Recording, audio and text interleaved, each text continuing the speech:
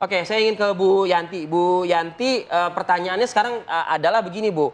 Apakah pra-peradilan ini sudah ditempuh atau mungkin sudah disiapkan oleh Peggy alias Peron ini? Ya, insya Allah sudah dipersiapkan dan tim kami pun akan menghadirkan saksi-saksi yang menguatkan yang tahu keberadaan Peggy di Bandung sedang bekerja sebagai buruh bangunan pada saat terjadi penggerbegan di tanggal 20 terjadi kejadian pembunuhan di tanggal 27 Agustus 2016. Peggy tidak ada di sana, mungkin kita akan menghadirkan saksi-saksi yang menguatkan bahwa memang keberadaan Peggy sedang ada di Bandung bekerja sebagai buruh.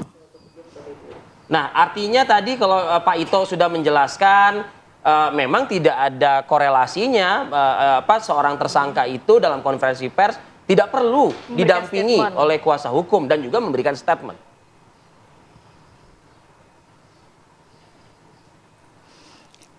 Mungkin memang betul, tapi setidaknya kita kalau kuasa hukum berada di sana akan memberikan kekuatan kepada Peggy agar Peggy bisa tegar saat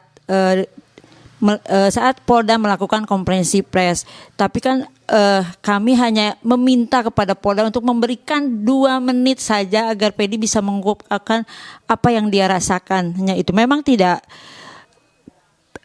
diwajibkan atau memang tidak ada aturannya, tapi kan setidaknya Peggy dikasih kesempatan, itu kan hak ajasi manusia untuk diberikan kesempatan cuma 2 menit aja untuk mengungkapkan isi hatinya yang dia rasakan saat Polda membacakan dan memberikan bahwa ini begini kejadiannya begini, Peggy aja seperti kebingungan gitu. Jadi tolonglah kepada pihak kepolisian untuk memberikan waktu kepada Peggy sebentar aja untuk mengungkapkan isi hatinya kepada media dan kepada masyarakat.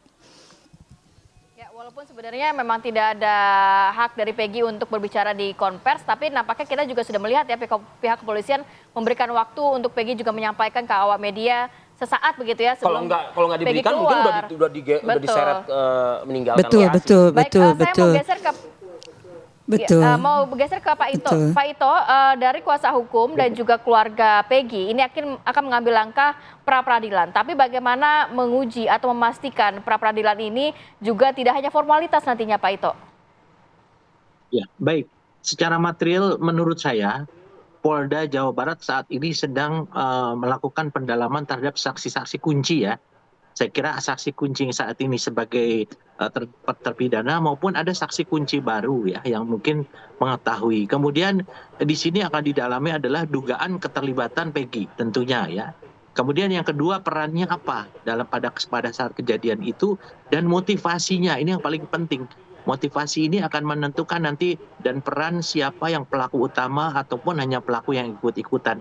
Ini sekarang sedang didalami oleh Polda Jabar menurut saya sehingga saya kira mungkin kita tunggu saja hasilnya sambil menunggu hasil uji daripada status tersangka yang bersangkutan di sidang pra-peradilan. Saya kira mungkin Polri juga di sini Polda Jabar harus lebih cermat dan hati-hati apalagi dengan akan munculnya mungkin ya isu-isu tentang 2 DPO yang fiktif ya tentunya ini mereka pun sudah siap untuk menyampaikan argumentasi hukumnya. Saya kira demikian Mas Arief, Mbak Rati. Oke, Mas Heri, wah ini semakin menarik lagi ya kalau misalnya dikatakan saksi kunci begitu. Nah, apalagi tadi Bu Yanti di awal ya dialog kita sudah menyebutkan bahwa di persidangan nggak pernah hadir sosok AF ini. Itu yang pertama. Kedua, kejadian malam hari jarak 100 meter bisa melihat begitu, artinya cukup valid nggak informasinya? Cukup valid nggak penyidik menjadikan dia sebagai saksi kunci dan alat bukti untuk menetapkan tersangka terhadap Peggy Peron ini? Belum lagi ada saksi-saksi yang akan dipanggil, mungkin Linda dan lain sebagainya yang sebenarnya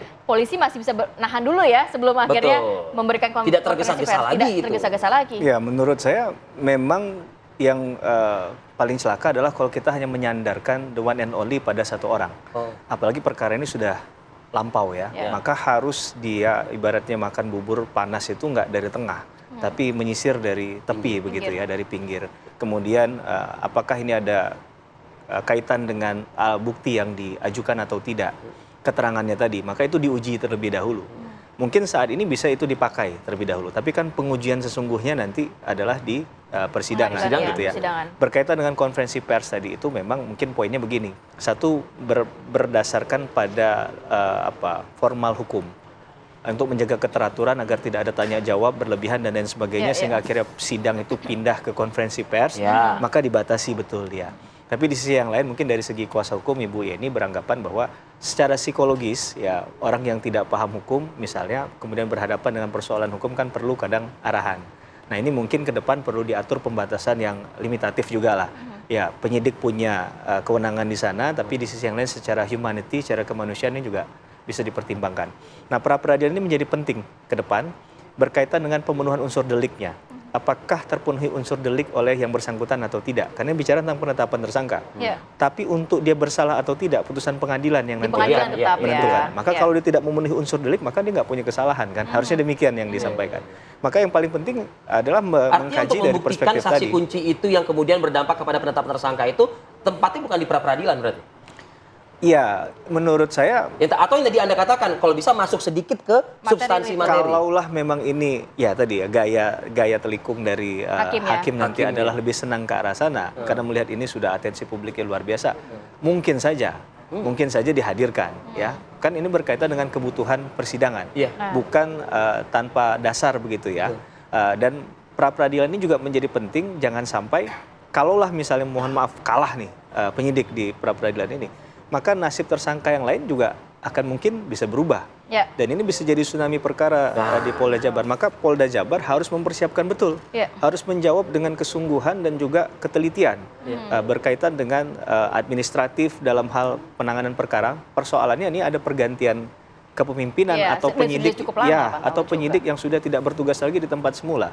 Maka secara internal ini harus clean and clear dulu nih di Polda Jabar. Baru kemudian mereka akan berhadapan dengan publik tadi. Nah sayangnya juga mohon maaf di konferensi pers ini kan harus diakui berarti ada koreksi. Yang awalnya selesai hanya 8 tersangka itu kemudian muncul 1 orang. Maka seharusnya apresiasi kepada publik juga diberikan. Karena bagaimanapun polisi juga dikontrol oleh masyarakat dan melakukan tugas mengayomi masyarakat. Jadi kita sedang Anda melihatnya nih kepolisian tidak ada apresiasi kepada publik dalam konferensi pers kemarin? Oh jangan disimpulkan begitu ya. Yang penting gini, jangan berhadapan bahwa publik itu berhadapan dengan kepolisian. Publik pasti di sisi kepolisian yang bertugas untuk keadilan, untuk tertib masyarakat. Yang jelas Mas Heri, publik ini juga terus mengawasi dan juga menantikan akan seperti apa putusannya. Jangan sampai banyak tekanan oleh publik membuat pihak kepolisian semakin tergesa-gesa begitu ya. Biarkan ini secara tuntas nantinya kasus kematian Vina dan juga Eki dapat terungkap. Terima kasih banyak Mas Heri, terima kasih Pak Ito Sumardi, terima kasih, dan juga Ibu Yanti. Terima kasih. Sukses untuk Anda semua. Amin. Oke, kita juga akan ajak pemirsa untuk memantau apa saja yang akan disajikan dalam Kabar Utama Pagi. Sudah ada rekan kami, Ana Telita. Selamat pagi, Ana. Silakan. Ya, selamat pagi Rati dan juga Rivi. Kalau tadi Apa Kabar Indonesia Pagi ini masih membahas mengenai penangkapan Peggy, salah satu DPO. Apa kemudian masih ada DPO lainnya? Atau dikatakan 2 DPO lainnya ini fiktif? Kami akan hadirkan informasinya di Kabar Utama Pagi. Selengkapnya langsung dari Polda Jawa Barat. Sesaat lagi. Baik, Ana Tialita, nanti akan hadir di program Kabar Utama Pagi usai kita menutup kebersamaan pagi ini di Apa Kabar Indonesia Pagi. Saya Rifadio. Saya Kamarati Kusuma pamit undur diri. Terima kasih, sampai jumpa.